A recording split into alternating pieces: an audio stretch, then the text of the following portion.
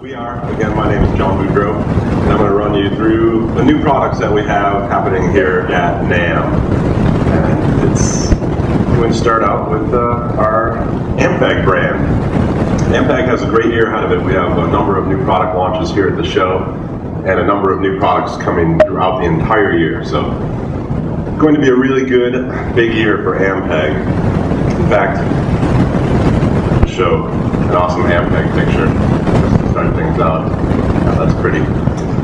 That is a B15. As you may or may not know, over the last 2 years, in 2011 and 2012, we built just 150 hand-wired B15s. Like, incredibly laborious, like sweat, blood were put into those amplifiers. Very difficult to build, extremely expensive. The bass community loved it. We sold them out pretty much instantly, and then it took us all year to build them, and we finally shipped them out. Now, what we heard from the bass community was pretty loud and clear. We want more of them, and we want them not to be $6,000. So, after designing the handwire, obviously it's a great exercise for engineering. They know that historic 1960s amp inside and out now. So at NAMM 2013, our first new product is the Heritage B15N. Now, N has always been used as a suffix throughout the Ampeg history, and it quite simply means new, which is appropriate because this one's new this year. So the first thing about the HB15N that you should know is, from a specifications point of view and a sound point of view, it is effectively the same amp as the handwire. If you cross-check the specs and looked at the double baffle design and the 1964 preamp and the 1966 preamp and the Eminence 15-inch driver, all of that is the same. So what did we change? Because from a US map point of view, it's going from $49.99 to $2,999, a 40% reduction in price. From an MSRP, I think it was $6,199 down to $4,000 or something like that. So anyway, how did we get effectively $2,000 of cost out to the end user at street price? And just to highlight the differences, they were quite simple. Number one, we went to a double layer PCB. Same thing we use in all of our high-end Ampeg Heritage products. A very robust PC board, and not including all of the many, many hours of labor, like high-cost labor that is required for a handwired version. Additionally, the handwired versions were triple chrome plated.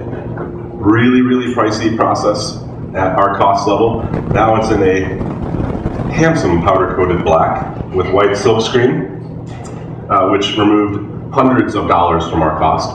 And last but not least, the 150 collector item E15s use new old stock tubes, which, if you don't know new old stock tubes, those are tubes from the old times that have never been used, so when you put them in, they're new, and there are very limited quantities of them, and they also have a extremely high price tag. So we went to more standardized tubes, which are all still matched prior to the construction of the product.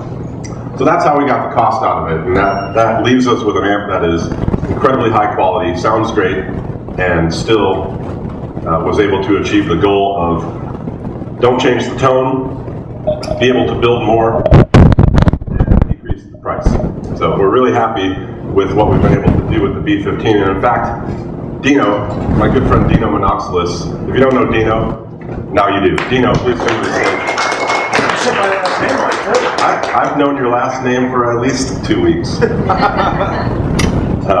Dino's got a nice jazz bass there with some black wound strings going into the 64 channel. 64 with a 64 bias. So we'll take a little break from my voice and listen to a nice bass amp.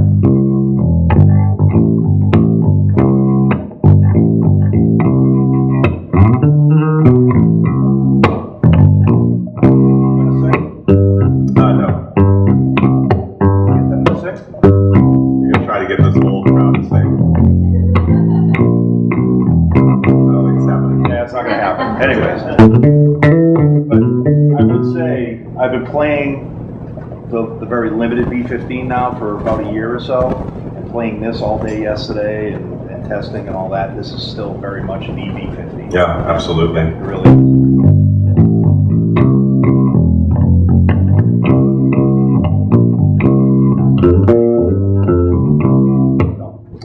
Awesome, thanks Dino. You're welcome. I know I got you up here for, I do need you for one more thing if you don't mind hanging around. Nope. So we plan on building 250 of these as a limited edition, but obviously with the way that we're constructing these, we have the opportunity to build more, but likely still a limited edition piece. Also worth noting those 150 chrome-plated hand-wired V15s. That's it. That's it. Those are collector's items now. So I really tried to buy one, and the old home finance department could have put a kibosh on that action. Since I'm a guitar player, she was like, what? Anyway, I did an in-depth competitive analysis on the B15. I hope you find it really helpful.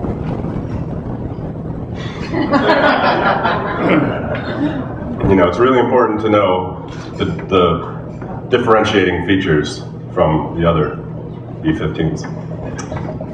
Additionally, we are talking about our Portaflex range of amplifiers. So just a couple of years ago, Ampeg entered into the lightweight, high-powered bass amp range with great success, I might add.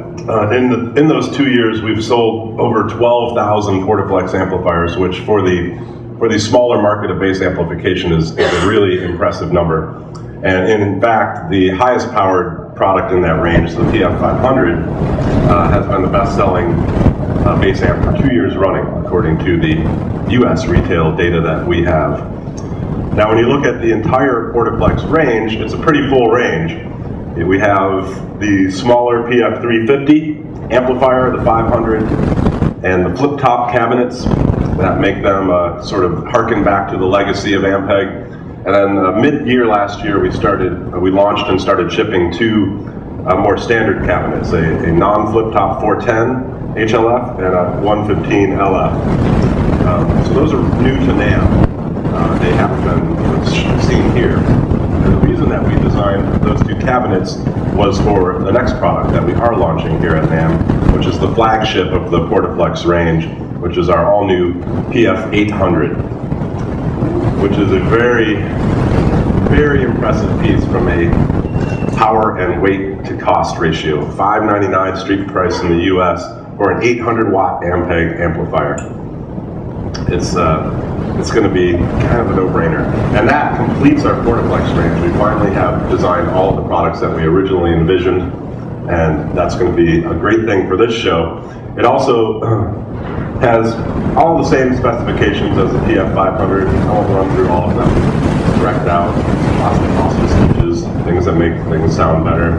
I'm just kidding. There's our traditional mid-frequency 5-position switch, which is an Ampeg sort of legacy thing for their tone, and the ultra high, ultra low, which are also signature tone characteristics that we have on many, many Ampeg amplifiers. Now the best thing about this amp is that we can now do this, which is the thing I'm really psyched about. You can put that little 800-watt, 11.8-pound amplifier onto our existing flip-top cabinets. You can have all that power just on one of our existing flip-top cabinets. But that's not what we wanted to do, was it, Dino? No, that's not. We wanted to do this, which was make the ultimate kind of great-priced, high-powered Portaflex stack and bring Portaflex to the big stages. So now that we have that 410 and that 115, and we can drive it with an 800-watt Portaflex, we enter into a whole new category and offer an 800-watt stack for bass players with Ampeg tone at a price that they've just never, I don't think in the history of Ampeg. As far as my knowledge. I mean, if you apply inflation, never in the history of Ampeg. Yeah, exactly. So, why not take a listen? Chris, are you ready to listen to this stack? Rocket. All right, this one. Should we apologize ahead of time, this early in the morning? There are inappropriate jokes that could be made about what's going to happen. I'm going to play 2 notes that'll probably get you fired from a gig right away. Okay.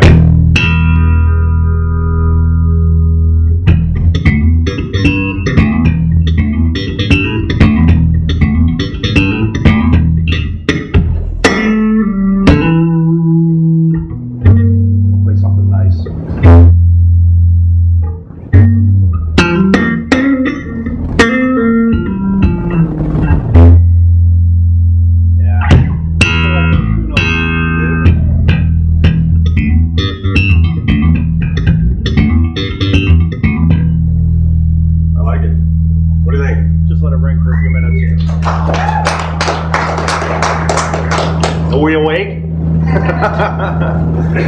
Now, we know we're going to get a good amount of coverage from all of you. PF 800 is the new piece, but you know what we really want to make sure is people understand that the stack is available, and I know that all of you can help us with that. And additionally, we're going to have a contest here at NAMM. If you can't tell by the lighting on this stage, you can see when you come around the corner here, when we take a break, we're doing a Purple Monster contest here at NAMM, as we've done 2 custom stacks in what is it, British Plum Tolex, and what I like to call Metallic Grape Ape for the chassis of the head.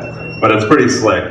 And there's basically a Facebook contest that goes live with the show today that people who are not here can enter to win, as well as our desire for folks to come up and play purple themed songs. Yeah, what do you think? That should be Purple Haze? Well, yeah, Purple Haze, Barney. The Barney theme song should be Yeah, I played? told them, you know, there's not much that I won't do for Ampeg, but when they said I was going to have to dress up in a Barney costume, there was no way I was going to do it. Oh, you're not doing that? No, I'm not. Sorry, man. Like I said, there's not much I won't do for Ampeg, but that I draw the line. All right, well, we'll find somebody. All right, it is NAMM after all. Somebody will dress up in a Barney costume. All right, and so that is what we have for new products here at NAMM for Ampeg. Again, the Heritage V15N, as well as the PF 800 and the all-new PF Stack. So thanks for checking out the Ampeg stuff. Thank you, Dino, for your help. Thank you.